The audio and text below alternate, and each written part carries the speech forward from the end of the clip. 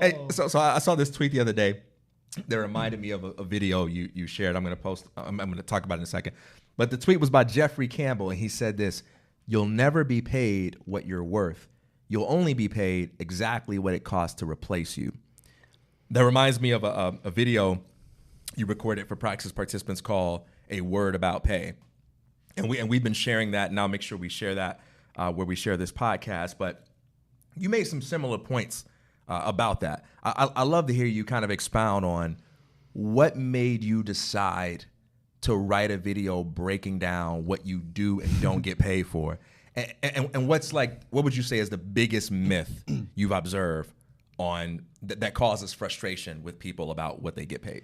Oh man, yeah, I think the reason I made the video, and that was one of those videos where like I just had something in me, I was in the moment, and I just like whipped it up because I was addressing something that was repeatedly irritating me, and it just like came out with just the right, like, okay, I said it. I said the thing that needed to be said. I think it was in response to, we've had a lot of Praxis participants that get into their apprenticeships and they're real young. For their age, they're incredibly high achievers, right? Yeah. I mean, 18, 19, 20, doing the things that they're doing, building this portfolio, getting jobs at startups. So everywhere they go, people are like, oh my gosh, you're so impressive compared to your peer group. And it's true. And then when they go and let's say they get a full-time offer or they want to, ask for a raise or something, they feel personally offended that they don't get an amount of pay that they feel like they should get because they're thinking about their pay as a marker of their worth as an individual human being in the world. And that's not what it is at all. And then the second fallacy is like, okay, fine. I get that it's not about how valuable I am as a person and how much like, yes, compared to other 18-year-olds, I'm incredibly valuable. But that doesn't necessarily mean that I'm, creating a ton of value for this company. But then others will be like, I brought in $60,000 worth of sales. Or I brought in $100,000 worth of sales. And thinking that value creation means only what you generated for the company and assuming that it's like done in a vacuum. And it's not. It's always done in an infrastructure. You generated sales because there was a product to sell, because there was a process of selling it, because there was a whole system of once you handed it off, somebody delivered the product. And the fact that all that sales was generated, it wasn't just that you materialized it out of thin air.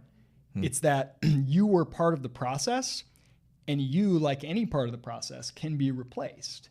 And so the fact that you brought in $60,000 in sales doesn't necessarily mean you're worth $50,000 in pay. If I'm capable of going and getting somebody for $30,000 who will bring in that same $60,000 in Man, pay. why does that word replaced hurt so much, man? Like, did Hollywood do that to me with the movies? Like, when you said you can be replaced, that just hit me hard. Well, it's not, I guess, maybe it isn't the best word because employers are not actually sitting there thinking about it that way. They're not looking at employees as these interchangeable widgets that they're just dying to replace. There's nothing worse than hiring and firing and hiring people. So like, even if theoretically at any given time, there's probably someone somewhere on the market who can do everybody's job at any given company slightly better or for slightly less money. But the process of finding them and all that stuff is terrible. So employers are not like waiting and hoping that happens.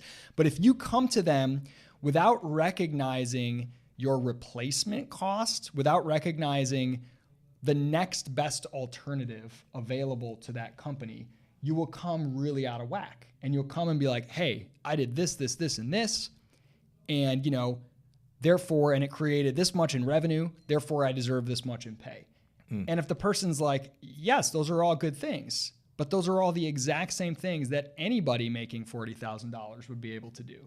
That's good, but I can get somebody else to do it too for the same level. So you can't be way out of whack with that. You just have to understand that you're operating in a marketplace, and this is not a disempowering thing. This is also an empowering thing because oftentimes, the next best replacement for what you do would be somebody that would require way more money than you're getting paid. And that can be an insight that helps you understand that you're worth more than you're getting paid and ask for a raise and be effective sometimes, right? Because when an employer thinks about, if somebody came to me and said, double my pay, my first thought would not be get out of here. My first thought would be, let me think for a second.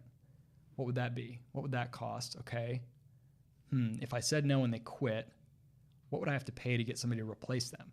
And if the only next best replacement would cost double or even close to it, I'd say, all right, you're right. I'll double your pay because I can't replace you for less than that. Yeah.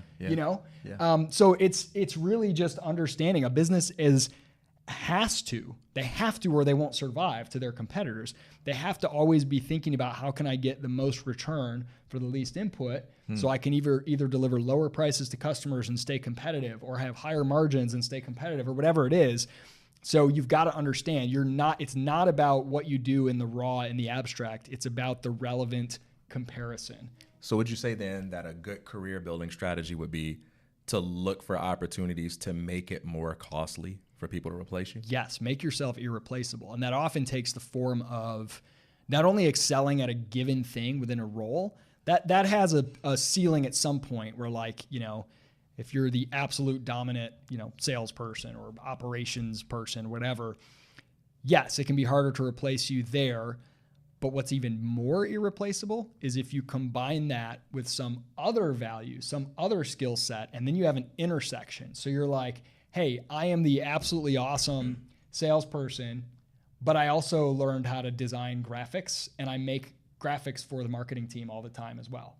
And now you're getting this crossover, this utility, Yeah, I've heard you use Cameron as an example of this before. We've already talked about Sarah and Chuck, but break that down.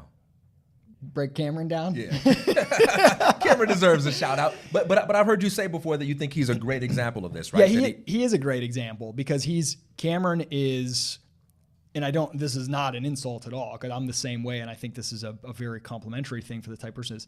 He is not the best at any one of these skill areas that he's in. Like, he's not the absolute master at project management or the absolute master at using a sales database or whatever, but he's so good at so many things that, like, he's such a utility player.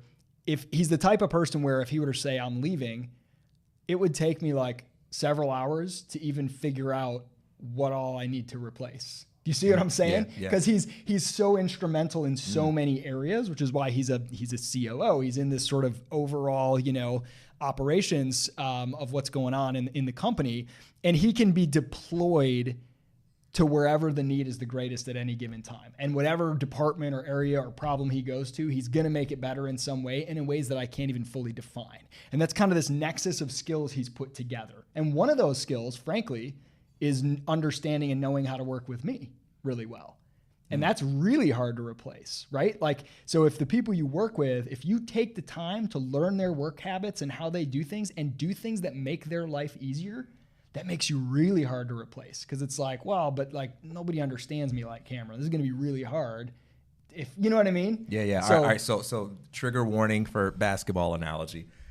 This was a big thing with Scottie Pippen, right? The Bulls brought in a lot of players that were arguably at that time better than him, but they just couldn't get along with Jordan. And Scottie was just capable of reading him really well and playing along with him really well. And so they developed and grew together. It's like a Chris Paul is a good analogy too. Like any star you put Chris Paul with, he's going to make that star better. Yeah. And Cameron, I remember it would be like TK, you are like a star in certain things. And if I'm like Harden, I don't like to play defense. And if you're working on something and I like throw Cameron at the problem with you and say, Cameron, work with this on TK, I know you would immediately get excited and be like, oh man, I got Chris Paul dishing me dimes now. I'm gonna be open all the time, right? He will set you up to do a better job at what you're already good at. Yeah. So that brings up the distinction we talk about in Praxis a lot: being hireable versus being indispensable. Being hireable is creating the excitement in people that makes them say, wow, I want to work with this person. But being indispensable is creating the excitement when you're actually working with them that makes them say, I want to hold on to you and I want to assign additional responsibilities to you. And this actually segues into that book you're reading, that it's something like what got you here isn't good enough to get you to the next step. Yeah, what got you here won't get you there. Yeah. It's like, it takes one set of skills to get your foot in the door, But that's not enough. If you want to own the room, if you want to move up the ladder, it takes an entirely different set of skills. And it's important to remember, like, that you always got to be working on your game.